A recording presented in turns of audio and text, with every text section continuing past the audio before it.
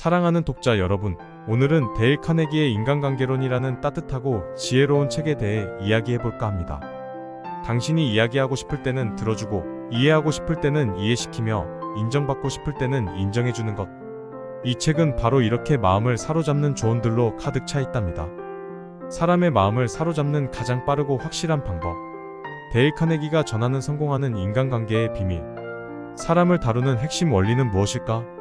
어떻게 하면 호감 가는 사람이 될 수 있을까? 원하는 것을 얻어내는 가장 효과적인 방법은 무엇일까? 인간관계는 친구를 만들고 적을 만들지 않는 것에서 시작된다. 데일 카네기 인간관계론은 이런 인간관계의 핵심을 꿰뚫는다. 친구를 만들고 사람을 설득하는 법이라는 제목으로 1936년 처음 출간된 데일 카네기의 책은 80년 넘게 수많은 사람들에게 영향을 끼쳐왔다. 이후에 나온 모든 자기계발서들이 이 책의 영향을 받았다고 해도 과언이 아니다. 세계적인 투자자 워런 버핏의 인생을 바꾼 책이자 누구나 꼭 읽어야 할 책이기도 하다. 데일 카네기 인간관계론은 가장 단순하고 실용적인 원칙들로 복잡한 인간관계에 대한 우리의 고민을 명쾌하게 해결해준다. 데일 카네기의 인간관계론은 사람들과의 관계를 개선하는 법에 대한 지침을 제공합니다. 이 책은 사람들이 서로를 이해하고 더 나아가 성공적으로 소통할 수 있는 방법을 제안함으로써 수많은 사람들의 삶을 변화시켰어요. 이 책이 꼭 필요한 순간. 1. 사람을 다루는 효과적인 방법을 알고 싶을 때. 2. 사람들이 나를 좋아하게 만들고 싶을 때. 3. 사람들을 손쉽게 설득하고 싶을 때. 4. 기분 상하게 하거나 적개심을 불러일으키지 않고 누군가를 변화시키고 싶을 때. 5. 사람의 마음을 움직이는 글을 쓰고 싶을 때. 6. 행복한 결혼 생활의 비결을 알고 싶을 때. 책에서는 다양한 주요 메시지를 전달합니다. 그중 몇 가지를 꼽자면 첫째는 칭찬의 중요성입니다. 카네기는 칭찬이 긍정적인 대화를 이끌어내고 우위를 돈독히 하는 핵심 요소라고 강조하죠. 둘째는 비난을 피하고 이해하는 태도로 접근하는 것입니다. 독자들에게 타인을 비판하기 전에 그 사람의 입장에서 생각해보고 상황을 이해하려고 노력할 것을 권합니다. 셋째, 진정한 관심을 갖고 들어주는 것의 소중함이에요. 사람들은 자신의 이야기를 진지하게 들어주는 이에게 마음을 연다는 것을 카네기는 알려준답니다. 일부 사람을 다루는 3가지 기본 방법. 1. 꿀을 얻으려면 벌통을 걷어차지 마라. 2. 인간관계의 중요한 비결. 3. 상대방에게 욕구를 불러일으켜라. 부하 직원들에게 열의를 불러일으키는 능력이 제가 가진 최고의 자산이라고 생각합니다. 사람이 가지고 있는 최고의 능력을 끌어내는 방법은 인정과 격려입니다. 저는 그 누구도 비판하지 않습니다. 저는 일하고 싶은 동기를 부여해야 한다고 믿습니다. 그래서 저는 칭찬하고 싶어하고 흠잡으려 들지 않습니다. 제가 정말 좋아하는 것이 있다면 진심으로 칭찬하며 그 칭찬을 아끼지 않는 것입니다. 슈와브는 이 말을 실천했다. 하지만 보통 사람들은 어떤가? 정반대로 행한다. 사람들은 어떤 것이 마음에 들지 않으면 부하 직원들을 쥐 잡듯이 잡고 마음에 들면 아무 말도 하지 않는다. 사람들이 당신을 피하고 당신 모르게 당신을 조롱하고 심지어 경멸하게 만드는 방법을 알고 싶다면 그 비결을 알려주겠다. 절대로 다른 사람의 말을 오래 듣고 있지 마라. 끊임없이 당신에 대한 이야기를 늘어놓아라.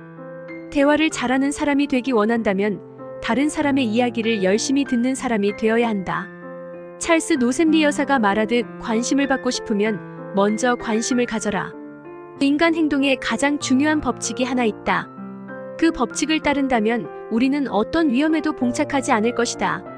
사실은 그 법칙을 지키기만 한다면 아주 많은 친구들은 물론 영속적인 행복도 얻을 수 있다.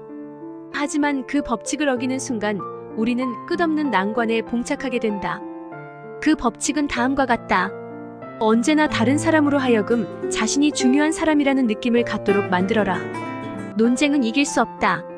논쟁에 지면 진 것이고 이긴다고 해도 진 것이다. 왜냐고?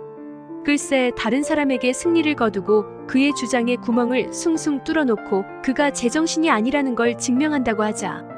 그래서 어쩌겠다는 건가? 기분이 좋을 수는 있겠다. 하지만 상대방은 어떤가? 당신은 상대방이 열등감을 느끼게 만들었다. 그의 자존심에 상처를 주었다. 그 사람은 당신의 승리에 분개하리라.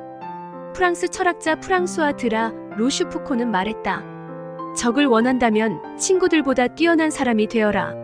친구를 원한다면 친구들이 너보다 뛰어난 사람이 되도록 하라. 우리는 겸손해야 한다. 당신이나 나는 대단한 사람이 아니다.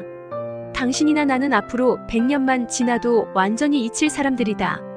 우리의 보잘것없는 성취로 다른 사람을 지겹게 만들기엔 인생은 너무 짧다. 한 기계공은 항상 노동시간이 너무 길고 일은 너무 많아 조수가 필요하다고 불평했다. J.A. 원트는 조수를 붙여주지도 않았고 업무 시간을 줄이지도 않았으며 심지어 일의 양도 줄여주지 않았다. 하지만 그는 이 기계공을 행복하게 만들었다. 어떤 방법을 썼을까? 그는 이 기계공에게 개인 사무실을 내주었다. 그의 이름이 서비스부 부장이라는 직함과 함께 문에 붙어 있었다. 그 기계공은 이제 아무에게나 명령을 받고 수리하는 사람이 아니었다. 어엿한 한 부서의 부서장이었다. 그는 자신이 중요한 사람이라는 느낌을 받았고 불평 없이 행복하게 일했다. 유치하다고? 그럴 수 있다. 하지만 이것은 나폴레옹도 사용했던 방식이다. 나폴레옹은 레지옹 도네르 훈장을 만들고 500명의 병사들에게 수여했다. 그리고 장군 중 18명을 프랑스 원수로 임명했으며 자신의 군대는 위대한 군대라고 불렀다. 참전 용사들에게 장난감이나 나누어주고 있다는 비판을 받자 나폴레옹은 응수했다. 남자들이란 장난감에 지배되기 마련이야. 꽃은 비싸지 않다. 특히 제철의 꽃들은 더욱 그렇다. 게다가 길모퉁이에서 세일도 자주 한다.